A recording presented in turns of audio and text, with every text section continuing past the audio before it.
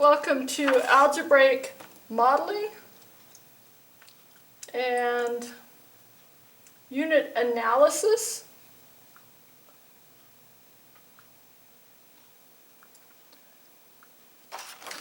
I would like today to look at properties for just a minute. Three important properties that you have, that you have to make sure and identify whether or not you're processing through a problem correctly as we solve it. So the first one is commutative. Commutative property is basically just like two people sitting here. They're in a community, and so this one lives on this street in this house, and this one lives on the same street in that house. Now if this one chooses to move over here, it hasn't changed who they are. They're still the same people, but they can move around. They're within a community. So mathematically, we look at this, we say a plus b equals b plus a. Or you could do it with multiplication as well. Okay, so that's the commutative. With associative property, this is when you end up, hanging out at lunch. So we have three of you guys hanging out at lunch. I'll put hair on this one so that we can see the difference between all three. Okay, and on one day, these two may team up and share a lunch, and this one's sitting there eating his own lunch. But then the next day, what may happen is this one may be off eating his own lunch, and these two share a lunch. Okay, so we have a plus b plus c equals a plus b plus c. You notice the parentheses, the grouping symbol moves here. Here the terms are actually moving. Big key in seeing it. Last one that we're going to really be practicing in class is distributive property. With the distributive property, I always kind of like to think of, sitting by a fountain that's spewing water out, and you're sitting there with your friend. The fountain goes off, and it's not that one of you gets hit, it's that it showers on both of you. It distributes the water over both of you. Now, another idea that you could have here is if you're, let's say you're riding a skateboard, and you go over, some kind of a huge bump or something, and this tandem skateboard disconnects, you would end up with each of you breaking free onto your own skateboard. Okay? And how I like to show this is a times b plus c is equal to ab plus ac. Because this one has water, this one has water now. On this one, I think of it b plus c over a equals b over a plus c over a. You'll see that in both forms. Both associative and commutative could be written with multiplication as well. Distributive is with multiplying into the parentheses, or with dividing with parentheses. So the next thing that you're going to be doing in class, this is how this kind of affects it, is it gives you power in class to justify your steps. Let's just give you a sample problem of what you would see. 6n minus 8 plus 4n. So the first thing in simplifying this expression, you would distribute.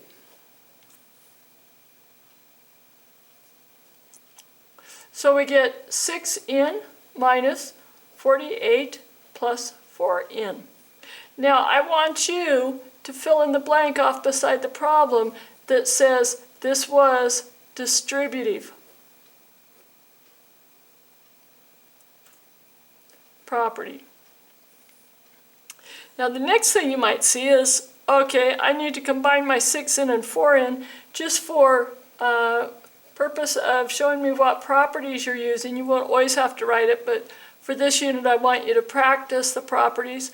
I want you to write commutative out here, showing me, yeah, I moved the 48 and the 4, I switched their positions. And the final thing is, we'll put these two together so you can guess.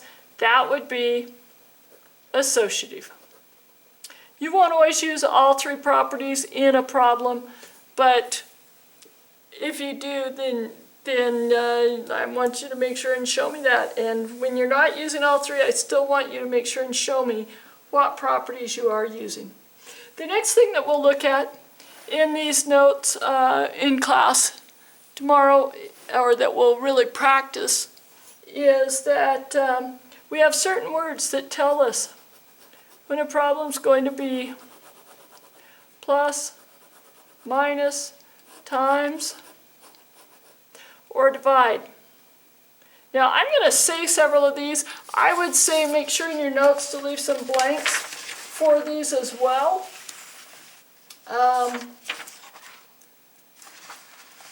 Most of them you probably know just from previous math classes. For addition, they might use the word altogether to key to you that you're going to be using that.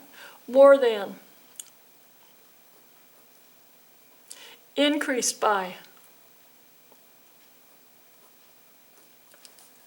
On division, on subtraction, you'll see the words less, less than. Now, these than are pretty interesting. That's when you use the commutative property and take the word that they've just said and you move it behind the next, or the number that they've just said and move it behind the next number. Reduced, again, we'll practice these in class. Decreased, and difference. All of those are key words.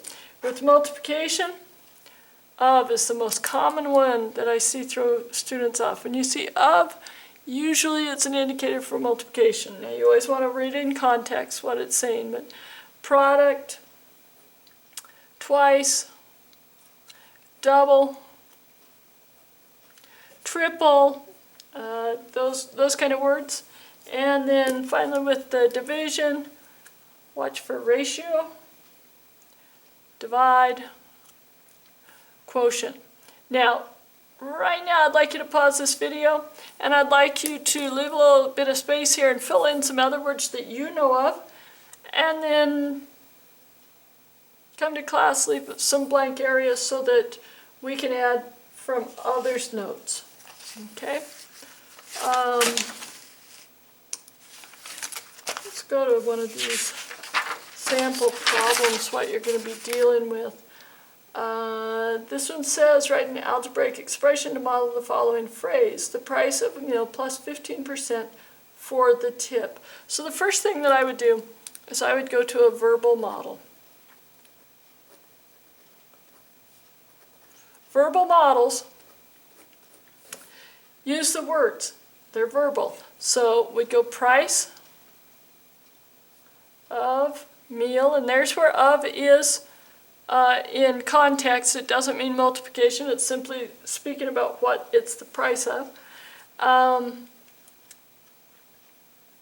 Plus a $15, so there's the price of the meal. 15% tip. We're adding those together, and that will be total price.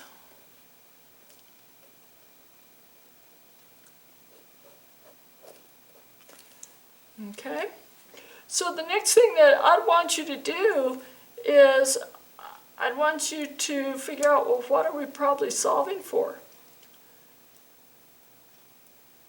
I would guess that it might be the price of the meal.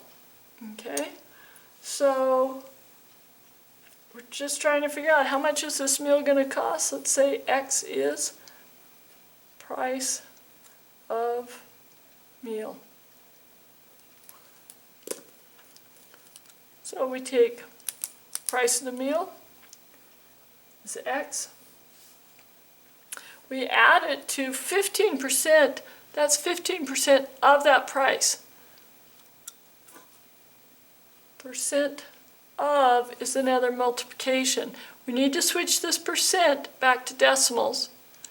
And if that's something new to you, then come see me. But 15% simply means 15 per 100. So you could write it as 15 hundredths, or another way to write it is 0.15. We just moved the decimal over 2 places because we've divided by the 100. So 0.15 of the meal equals our total price. Well, if we just add in the numbers here for our coefficients, this is 0.15. This is 1x, even though we didn't write 1. That's what just a single x there means. So 1 plus 0.5 would leave us to believe the total price of the meal is 1.15x. Okay, so now we want to look at a couple things. A couple things that kind of come up in these that we'll discuss in class. 15% is called a unit less factor. Think about the word less. Why is it a unit less when it's 0.15? I'll give you a hint. Take 0.15 times any number and tell me what your answer is compared to that original number. I want you to come to class and be ready to be asked, what does unit less mean? Now don't feel like you have to have it all figured out. I just want you to have some thoughts together. I'd put those in your notes right now. We're going to talk about that in class. So now I want to ask you, what about if you and a friend were splitting the price of this meal? How could you show it then? If you're thinking, oh, I would just go 1.15x divided by 2. That'll show per person how much that meal's costing. Okay? Well, how would you change this if you had a 20% tip? Go ahead, show me the verbal model and show me the expression in your notes. Now always make sure that you're leaving plenty of room to add to these notes or correct them. Next thing, let's say that you have that 20% tip and you're going to split the cost with 3 people. 3 of you are going to lunch. Okay, so be careful that you haven't just used the 20%. Go back up and look at that sample there. That's what we're going to be looking at here in class tomorrow. The next kind of problem that we're going to look at is unit analysis. Unit analysis is really nice when you're doing these kind of problems, because with unit analysis you can figure out if you're multiplying correctly. We did one of them in the last little lesson. It says Lizzie has volunteered 20 hours at her library, and from now on she plans to volunteer 5 hours per week. And then they want to ask, well, how can we tell how many hours she has put in if we know a certain number of weeks? So the one thing that I would say is, if you're thinking of a T-chart, which maybe I won't go there, well I will, the number of hours and the number of weeks can be related. Okay, that's all the more that I'll do, because I don't want to get too far into graphing where you guys aren't there yet. But let's put down the information we know. We know that she has invested 20 hours in class, or in the library. Now from now on, she plans to go 5 hours per week. Okay, so that's per 1 week. But let's say that she happens to go for 10 weeks. Well, we want to be able to give total hours here.